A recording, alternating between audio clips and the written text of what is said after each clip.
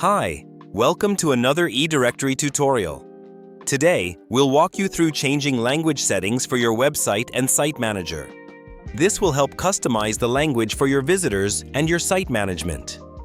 Let's dive in. From your Site Manager dashboard, click on Settings. Then, choose Language and Geography.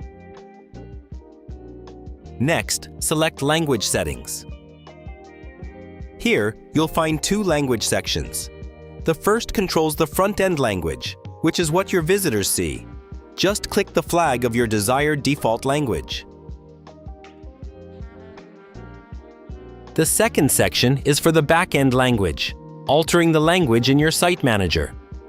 Click the flag of your chosen language to apply the change right away.